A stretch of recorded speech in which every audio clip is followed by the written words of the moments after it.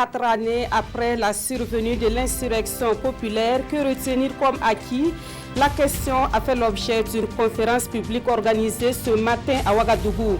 Et selon les panélistes, l'insurrection populaire a suscité plusieurs valeurs chez les Burkinabés. Mais quelles sont ces valeurs? La réponse dans ce journal. Dans ce journal, nous découvrirons un nouveau plan d'intervention des sapeurs-pompiers. Dénommé Plan Rouge, il sera utilisé en cas d'attaque terroriste occasionnant plusieurs blessés. On en saura plus avec la Brigade nationale des sapeurs-pompiers qui a organisé un exercice pratique concernant ce type d'intervention. Et puis, dans ce journal, nous revenons sur l'une des grandes décisions prises lors du dernier Conseil des ministres. Il s'agit de la levée de la suspension des lotissements. Le ministre de l'Urbanisme et de l'Habitat sera avec nous dans une dizaine de minutes pour expliquer le bien fondé et les autres aspects de cette décision. Et puis à l'étranger, une fusillade a fait au moins 8 morts à Pittsburgh, dans l'État de Pennsylvanie, aux États-Unis. Un homme a ouvert le feu sur des fidèles dans une synagogue.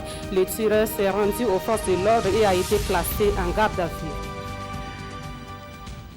Mesdames, Messieurs, bonsoir. Merci de nous suivre. Cela dit, une coalition d'organisations de la société civile passe en revue les acquis de l'insurrection populaire d'octobre 2014. Et c'était ce matin au cours d'une conférence publique organisée dans le cadre du 4e anniversaire de cette insurrection. Les conférenciers estiment que les événements d'octobre 2014 ont contribué à renforcer la démocratie, la liberté d'expression et bien d'autres valeurs chez les Burkinabés. Paul David Bambara, Bouma Ernest Nibié. C'est une conférence publique animée par Martine Yabré, le ministre en charge de la fonction publique Sini Ouedraogo et celui de la jeunesse Smaïla Ouedraogo. Avant d'aborder le thème principal qui porte sur les acquis de l'insurrection, ils sont revenus sur les principales raisons de cette insurrection des 30 et 31 octobre 2014 qui a renversé le régime de Blaise Compaoré. Ce qui amène les Burkinabés à sortir le 30 et le 31 octobre 2014, c'est une seule question, c'est de s'opposer au vote par les députés de l'Assemblée nationale du projet de révision de la Constitution. Les députés ont été internés à l'hôtel Indépendance.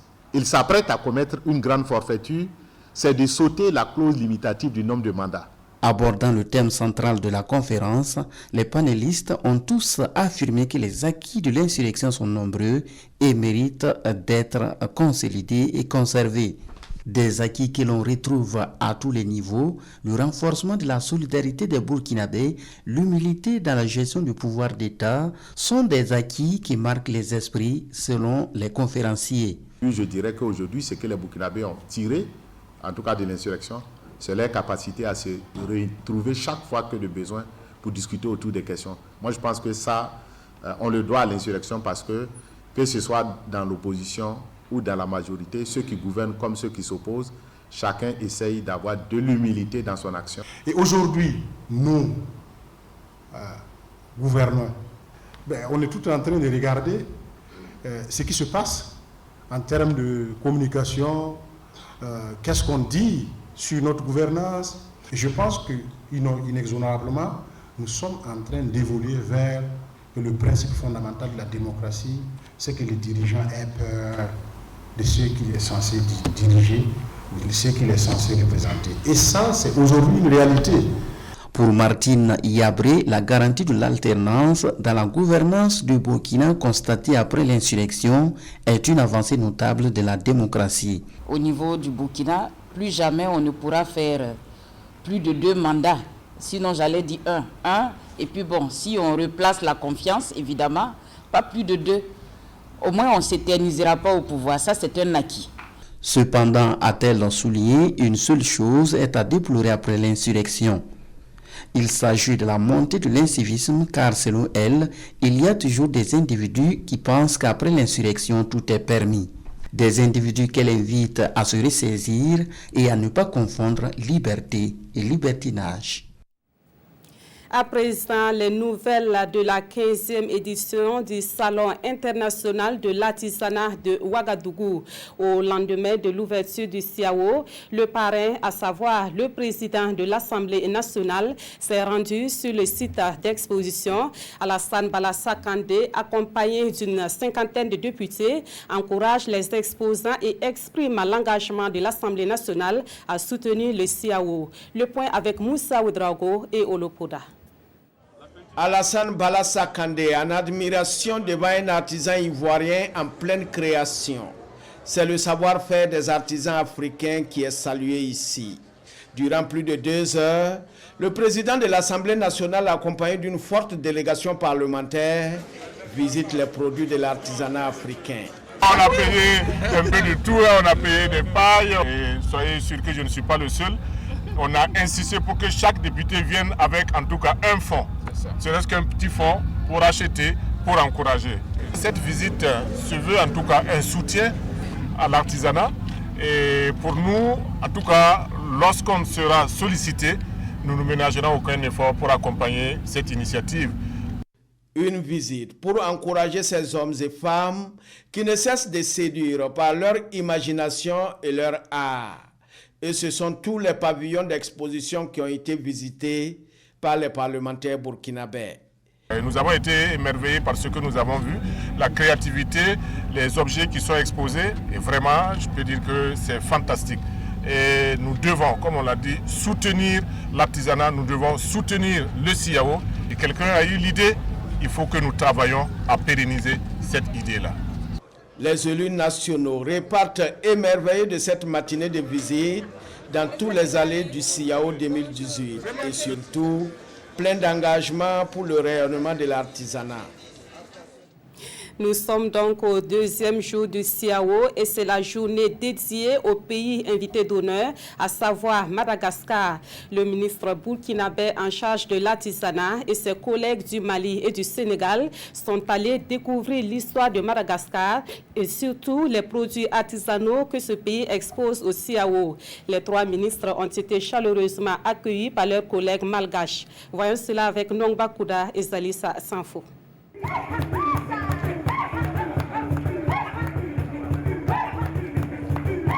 Une journée à la découverte de l'histoire de Madagascar, son savoir-faire à travers l'artisanat. Aujourd'hui, à cette 2e journée du Salon international de l'artisanat de Ouagadougou, c'est la journée dédiée au pays invité d'honneur, le Madagascar. Et c'est la ministre malgache en charge de la culture elle-même qui se fait le porte-parole de la délégation de son pays. Des chapeaux pour se bronzer sur les plages de l'île ou pour supporter le soleil de midi du Burkina. Éléonore Joassi convainc les invités des potentialités et de la particularité de son pays. Ce salon est une grande réussite en ce qui nous concerne, puisque déjà nous sommes au 2e jour et en arrivant ce matin, nous avons vu des files interminables de personnes qui viennent visiter ce salon, qui est très bien organisé, qui a laissé vraiment la part belle à l'expression de toutes les cultures et de tous les savoir-faire africains. Et Madagascar est très heureux et très honoré d'avoir sa place dans cet ensemble. Et après un bref séjour à travers l'artisanat, le ministre en charge de l'artisanat du Burkina Faso est convaincu, l'Afrique gagnera toujours à se frotter, à partager. C'est de la coopération, c'est de l'intégration, c'est de la fraternité. Le fait qu'on ait un stand Burkina-Madagascar pour montrer qu'au-delà donc des outils, les peuples partagent des choses ensemble. Pays invité d'honneur, le Madagascar promet, il n'est pas là pour de la figuration, malgré la distance. Les artisans sont arrivés les valises pleines.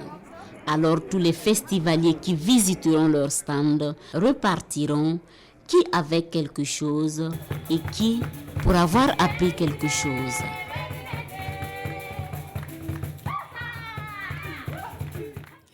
Voilà, le CIAO, c'est aussi des moments de convivialité partagés entre le ministre burkinabé en charge de l'artisanat et les invités spéciaux de la Biennale de l'artisanat africain. Le ministre Aruna Kaboré les a conviés hier soir à un dîner, une occasion de rendre hommage à la trentaine de pays qui participent à cette 15e édition du CIAO. Les temps forts de la soirée avec Konsun Koulibaly et Estelle Judith Assorba. C'est sous cette sonorité musicale du terroir Boamou que le ministre du Commerce, de l'Industrie et de l'Artisanat burkinabé reçoit ses hôtes après une journée qui a annoncé les couleurs pour cette 15e édition du Salon international de l'artisanat de Ouagadougou CIAO. Une soirée conviviale au cours de laquelle le ministre Aruna Kaboré porte un toast à ses convives. Vive le CIAO 2018, vive le Salon international de l'artisanat de Ouagadougou. Vive l'artisanat africain. C'est aussi un moment pour le ministre Kaboré d'appeler ses pairs à unir ensemble leurs efforts pour relever les défis du salon qui se profilent à l'horizon. Avec le développement des technologies et les nouvelles exigences du marché, notre artisanat doit s'adapter tout en restant de l'artisanat. Et c'est en cela que le CIAO a de gros défis à relever. Ces défis sont les nôtres. Nous devons amener nos artisans à se professionnaliser dans leur méthode de travail en intégrant l'exigence du marché, en s'appropriant les technologies du moment pour développer leur marché. C'est tout un programme pour le jeune trentenaire qu'est le CIAO. Les hôtes, qui ne sont autres que le secrétaire d'État de l'artisanat de la Guinée équatoriale et des ministres maliens, ivoiriens et malgaches en charge de l'artisanat. Ils saluent tous l'accueil chaleureux à eux réservé depuis leur arrivée et souhaitent plein succès au CIAO. Nous espérons que ce salon connaîtra un grand succès et surtout pour les artisans qui, comme nous le disons, sont de véritables travailleurs courageux et chacun de nos pays ambitionne de lutter contre la pauvreté et je pense que cela passe par la promotion de notre artisanat. En guise de souvenir, il offre des présents à ses illustres hôtes. Autre point de l'actualité, et nous revenons dans ce journal sur l'une des grandes décisions prises lors du dernier Conseil des ministres. Il s'agit de la levée de la suspension des lotissements. La mesure concerne toutes les villes du Burkina Faso, sauf Ouagadougou et Bobo-Dioulasso. Alors, pour savoir davantage sur les tenants et les aboutissants de cette mesure, ou cette décision plutôt, nous recevons le ministre de l'Urbanisme et de l'Habitat, M. Maurice Dieudonné Bonannée. Bonsoir, monsieur le ministre. Bonsoir, madame. Alors, déjà, qu'est-ce qui a motivé le gouvernement à prendre cette décision de lever la suspension des lotissements? Eh bien, comme vous l'avez suivi, l'Assemblée nationale, à travers sa commission d'enquête parlementaire sur l'appurement du foncier urbain au Burkina Faso pour la période de 1995 à 2015, a déposé un rapport sur la table du gouvernement. Je voudrais profiter encore de cette occasion pour féliciter l'Assemblée nationale pour ce travail appréciable. Le gouvernement a donc mis en place immédiatement une commission interministérielle chargée d'approfondir donc le travail de l'Assemblée nationale. Cette commission, pour montrer l'importance que le gouvernement apportait à cette question et aux travaux de notre représentation nationale, cette commission donc était présidée par le Premier ministre en personne et composée de départements ministériels intéressés par la question. Cette commission interministérielle a fourni un rapport après près d'1 an de travail. Il était prévu 6 mois, mais la profondeur et l'ampleur des questions qui devaient être éludées ont fait que la commission a dû prolonger les délais. Elle a donc déposé un rapport et sur la base de ce rapport, le gouvernement a statué et a décidé donc de la levée de la suspension des lotissements sur l'ensemble du territoire, à l'exception des communes à statut particulier de Ouagadougou et de Bobo-Dioulasso. D'accord, nous allons certainement y revenir, mais en attendant, la décision est prise. Quelles sont les mesures que le gouvernement a prises également pour éviter qu'on ne retombe dans les mêmes situations qu'avant? Je disais tantôt lors d'une de mes interventions ici, dans la sous-région, nous sommes un des pays qui, en matière d'encadrement juridique de foncier, a un certain nombre de textes. C'est vrai qu'il y a des relectures à faire, mais déjà avec les textes qui existaient, et si les différents acteurs, que ce soit les collectivités locales, les conseils municipaux, l'administration, les populations, si les différents acteurs jouaient leur rôle, en principe, nous ne devions pas avoir trop de difficultés. Mais force a été de constater qu'il y a eu beaucoup de dérives. Des parcelles spoliées, des espaces verts occupés, des zones réservées à des aires de jeu des enfants parcellés, vendus, etc., etc. C'est toutes ces dérives que nous avons encadrées à travers des propositions qui ont été faites au niveau du gouvernement pour éviter qu'à l'avenir, de telles situations ne se répètent. D'accord, donc on ne pourra pas assister à ce type de situation à l'avenir. Toutes les dispositions seront prises et je profite lancer un appel à l'ensemble des acteurs. Voilà, l'ensemble des acteurs et au rôle de veille des populations par rapport aux questions foncières, au rôle de veille des organisations de la société civile par rapport aux questions foncières et naturellement à tous les acteurs de l'administration pour que chacun joue franchement son rôle et surtout que nos outils de planification, nos outils, les outils d'urbanisme, les opérations d'urbanisme soient scrupuleusement respectées par les différents acteurs. Alors, revenons donc à la ville, aux communes de Bobo et de Ouagadougou qui ne sont pas concernées. En dehors donc du fait que ces communes-là aient des statuts particuliers, est-ce qu'il y a des raisons qui justifient le fait que ces villes-là ne soient pas concernées par cette levée de suspension? Bien, comme vous le savez, nous avons dit donc que la commission interministérielle s'est penchée sur le travail de l'Assemblée, mais le constat qui a été fait, c'est que 87% des problèmes élucidés par la commission interministérielle provient de ces deux communes à statut particulier.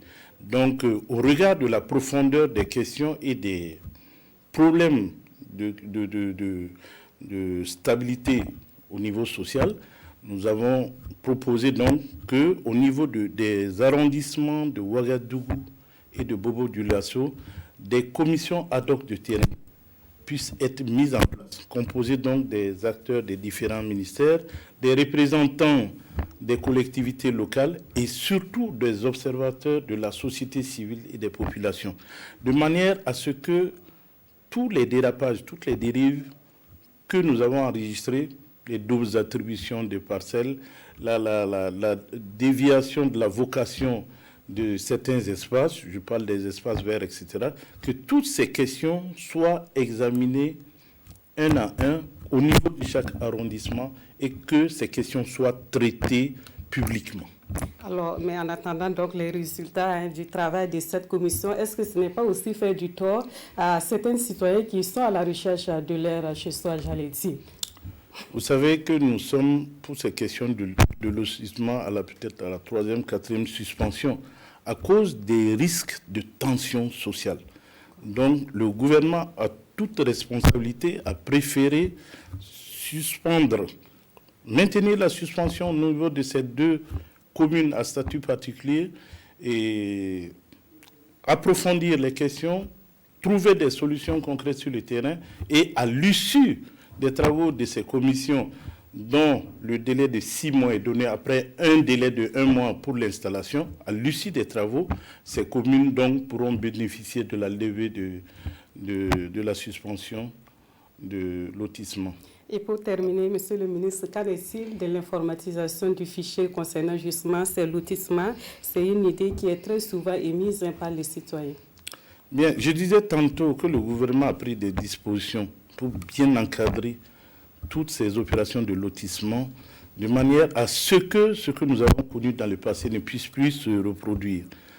L'une des insuffisances du passé, c'était effectivement le manque d'information et d'informatisation du fichier. Aujourd'hui, nous avons mis en place un système d'information foncière et il y a la mise en place également du cadastre, qui est une forme de carte d'identité de chaque parcelle, de chaque propriété. Nous allons accélérer donc toutes ces opérations de manière à ce que toutes les futures opérations soient liées à ces systèmes-là et permettront donc qu'à l'avenir, nous n'ayons pas ces situations où certains sont attributaires de 10, 15 parcelles pendant que d'autres n'en ont pas une. D'accord. Merci Mais ce beaucoup. que je voudrais dire aussi, l'une des grandes ambitions du gouvernement, c'est l'accès au logement. Parce que comme vous le savez, on ne peut pas donner une parcelle à chaque Burkinabé. Aux 18 millions de Burkinabés, on ne pourra jamais produire 18 millions de parcelles. Donc le gouvernement met l'accent sur l'accès au logement. C'est bien noté. Merci, Monsieur le ministre, d'être passé à nous donner plus d'explications sur la décision du gouvernement de lever la suspension des lotissements dans les villes du Burkina Faso, sauf Ouagadougou et Bobo-Dioulasso pour le moment. Merci d'être passé. C'est moi qui vous remercie. Et dans la suite de ce journal, les forces de défense et de sécurité vont davantage collaborer avec les sapeurs-pompiers dans le cadre d'un nouveau type d'intervention dénommé Plan Rouge. Ce plan est élaboré par la Brigade nationale des sapeurs-pompiers et sera utilisé en cas d'attaque terroriste impliquant plusieurs blessés. Après la formation théorique sur le Plan Rouge, un exercice pratique s'est déroulé quelque part à Ouagadougou. Voyons cela avec Issa Kafando et Eleonore Ouedraogo Yerbanga. Sont visés. L'entrée principale du lycée français et le restaurant Les Palmiers. De nombreuses victimes attendent les secours qui arrivent au pas de course. Il faut mettre en œuvre le Plan Rouge. Envoyer un message aux sapeurs-pompiers pour le déploiement et évacuer les victimes selon la gravité de leurs blessures sur le site d'urgence installé pour la circonstance. Il s'agit d'un exercice de simulation d'une intervention impliquant plusieurs blessés. C'est un plan qui est mis en place au niveau du service d'urgence, de secours d'urgence, pour pouvoir rapidement prépositionner des moyens dans un premier temps, avoir des compétences au niveau des ressources humaines pour pouvoir intervenir rapidement. Et c'est aussi le but de l'exercice justement, de savoir à quel niveau de préparation les personnels de la Brigade nationale de sapeurs-pompiers, mais aussi les partenaires extérieurs, la Croix-Rouge, le Centre médical international, le service de santé des armées, la police, la gendarmerie. Cet exercice qui regroupe les chaînes médicales, sauvetage, incendie et logistique, dénommé Plan Rouge, est la mise en pratique de la formation reçue par le programme de protection civile en Afrique de l'Ouest. Je suis satisfait puisque les grandes composantes ont pu se mettre en place. Vous avez vu les sauvetages, vous avez pu voir aussi la chaîne médicale. Le médecin avec les victimes, les ramassages, les tris et les évacuations. Vous avez pu voir aussi toute la logistique qui a été mise en place pour pouvoir gérer l'opération. La formation s'est tenue avec la collaboration des sapeurs-pompiers de France avec l'accompagnement logistique du ministère de la Sécurité. Et nous parlons à présent de sécurisation des personnes affectées par les conflits armés et d'autres natures. Le sujet est au centre d'un atelier organisé à Tinkodogo au profit des forces de défense et de sécurité de la région du Centre-Est. Et c'est un atelier initié par le secrétariat permanent du Conseil interministériel des droits humains et du droit international humanitaire. Le reportage de Désiré Ilboudo et Mahamadi Ouedraogo.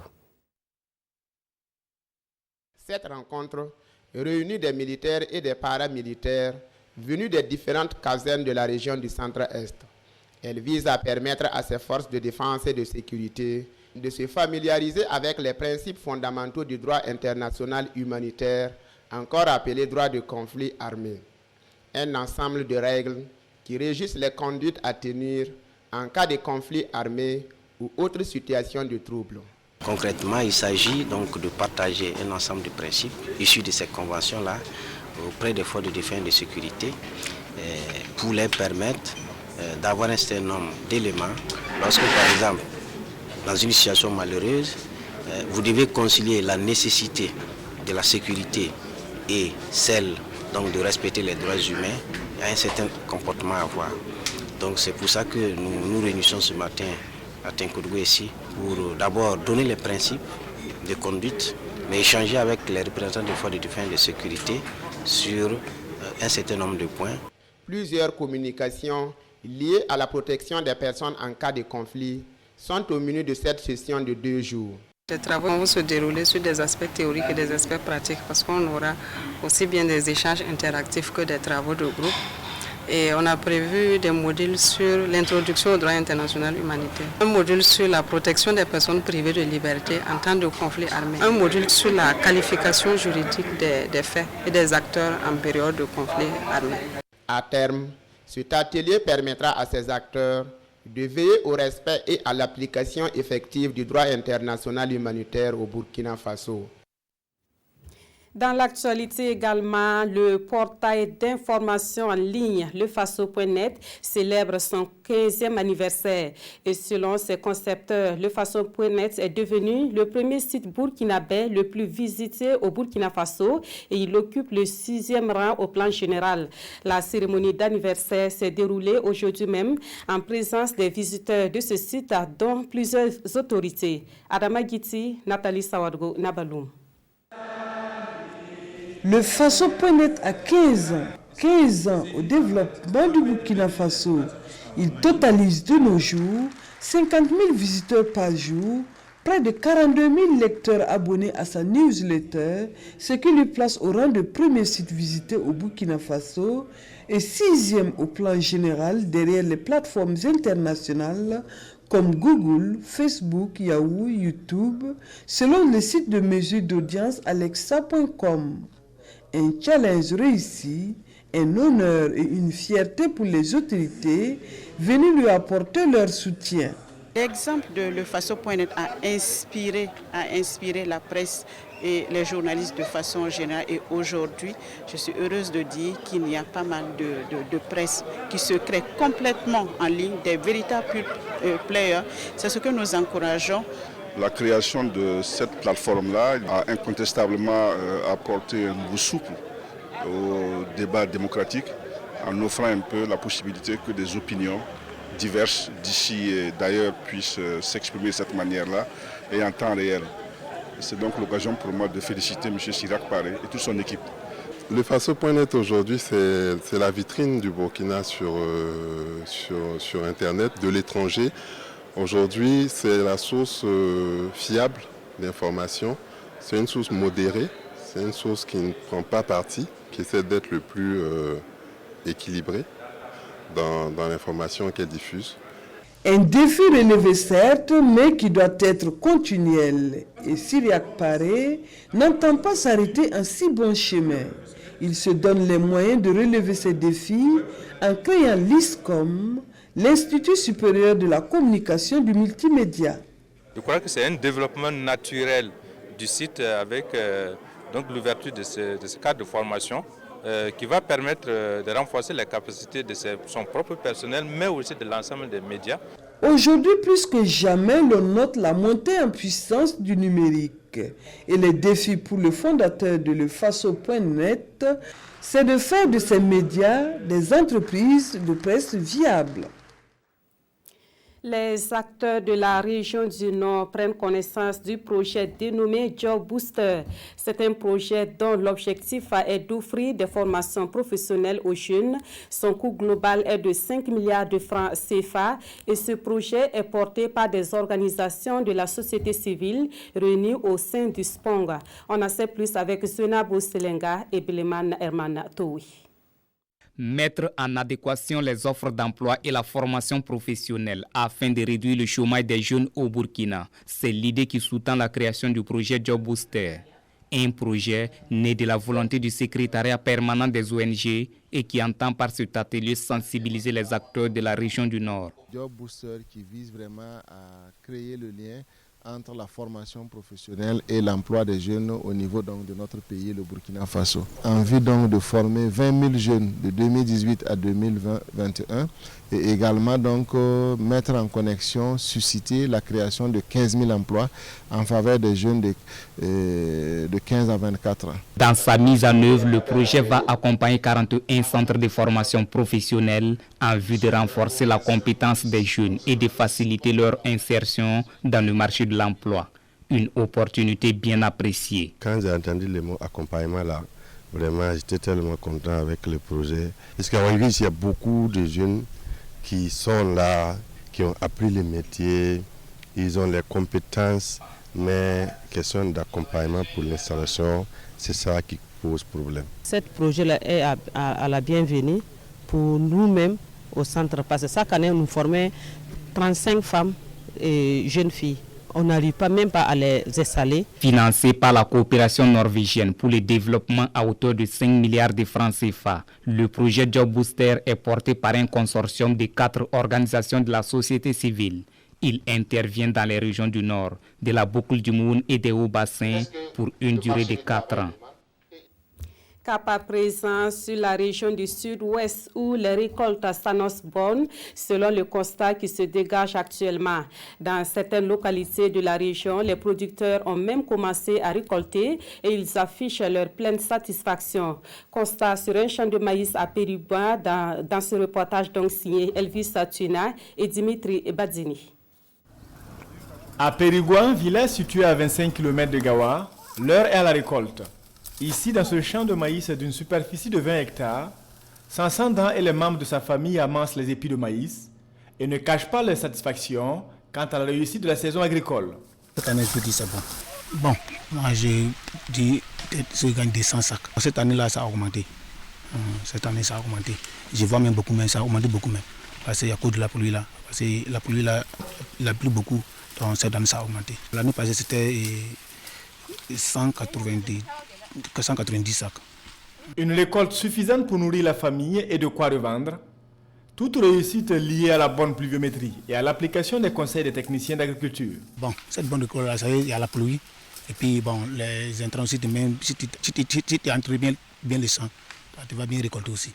Il faut que tu vas mettre aussi les paquets, l'engrais, l'urée, tout ça là. Et puis, il faut respecter aussi ce que les encadrés aussi viennent nous dire. Voilà. On produit, on revend. Voilà. Et il y a un côté aussi, c'est pour la famille. Au regard de ce succès agricole, la famille Da entend étendre son champ de maïs l'année prochaine. À côté du champ de maïs, elle dispose d'un champ de sorgho de 3 hectares à maturité et bientôt prêt à être récolté. Voilà, et le maïs fait partie des vivres que l'Église des Assemblées de Dieu de Ouagadougou offre pour la prise en charge des enfants retirés de la rue. Un geste de solidarité pour soutenir cette initiative du gouvernement visant la réinsertion socio-professionnelle de ces enfants. La cérémonie de remise des vivres est intervenue hier au centre d'accueil des enfants retirés de la rue. Voyons cela avec Roger Kam et Vincent Tchendrebugo. Au centre qui accueille les enfants retirés de la rue, la délégation de l'église centrale conduite par son pasteur principal est allée découvrir les différentes activités de réinsertion socio-professionnelle au profit de ces enfants. Une visite en compagnie de la secrétaire d'État chargée des affaires sociales. Et pour soutenir ce centre, l'église a fait don d'1,5 tonne de vivres composés de riz, du maïs et d'huile, ainsi que du savon. Nous avons, je dirais, dans le passé, organisé spécialement des choses pour les enfants à milieu ouvert.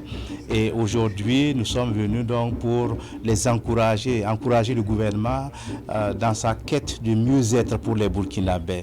Nous l'apprécions vraiment comme une contribution inestimable à l'entretien de ces enfants et jeunes qui sont ici et également à l'ensemble de la population.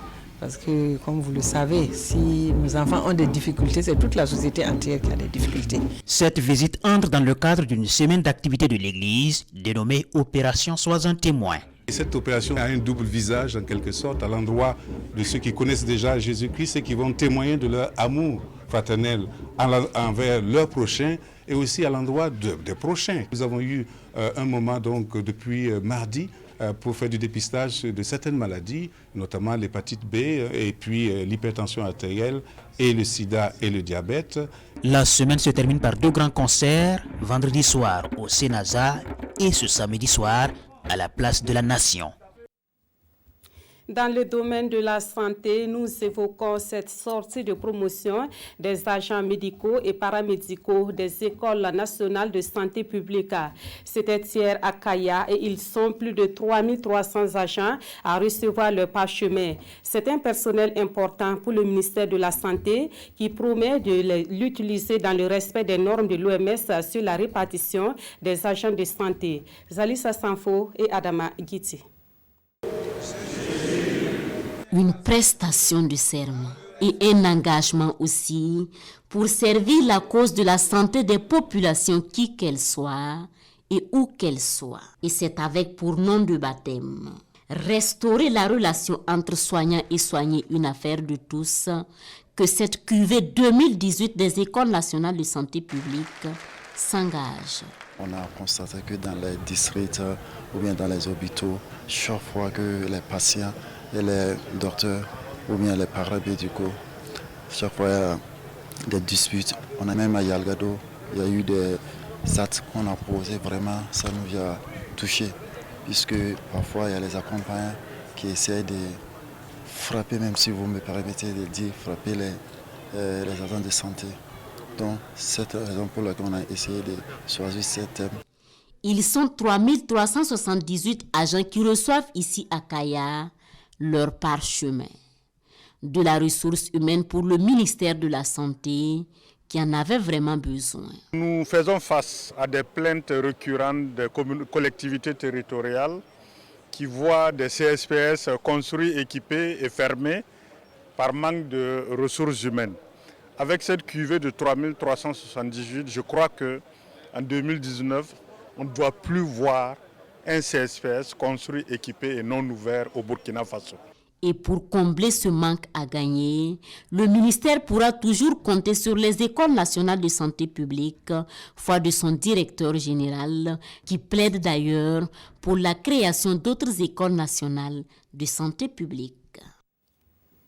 En sport, nous vous donnons les nouvelles du Tour international du Faso. La deuxième étape à Manga-Bolgatanga, longue de 155 km, a été l'affaire des étalons cyclistes.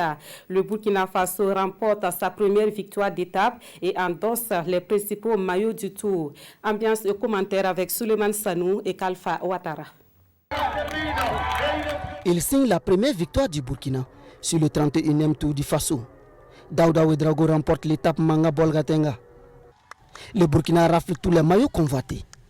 Mathias Sorgo réalise un coup double. Il s'empare du maillot jaune et du maillot vert au point. Seydou Bamoro le maillot des sprints intermédiaires. L'incursion du Tour du Faso au Ghana a porté chance aux étalons cyclistes. Les deux pays sont frères, sont liés par la géographie, liés par l'histoire, liés par le sang, mais liés par des intérêts économiques. Alors, le sport étant un facteur d'intégration, on ne peut pas ne pas être au rendez-vous justement de cette dynamique qui est engagée entre les deux chefs d'État. Ils étaient pourtant 70 coureurs à s'élancer à 8h13 sur les 155 km qui séparent Manga de Bolgatanga. Les étalons donnent le ton dès les premiers kilomètres. Seydou Bamoro, Salifou Yerbanga, suivi de l'Ivoirien Souleymane Traoré, se détache du peloton et dispute le premier sprint intermédiaire. Un sprint enlevé par Seydou Bamoro. Les hommes de tête accentuent leur avance. Au passage sur le pont Nazim, l'écart est de 3 minutes 10 secondes. Les trois filles se disputent le deuxième point chaud au kilomètre 81 à Pau. Seydou Bamoro fait la différence. À l'entrée du territoire ghanéen, 101 km sont avalés par les coureurs. Nous sommes à 54 km de la ligne d'arrivée. Le troisième point chaud est encore l'affaire de Seydou Bamoro. Le peloton se réveille et organise la chasse. L'écart s'est réduit. Et à 20 km de l'arrivée, tout est à refaire. L'échappée est annulée. Les étalons cyclistes préparent l'arrivée finale, même si la course est menée par un Belge.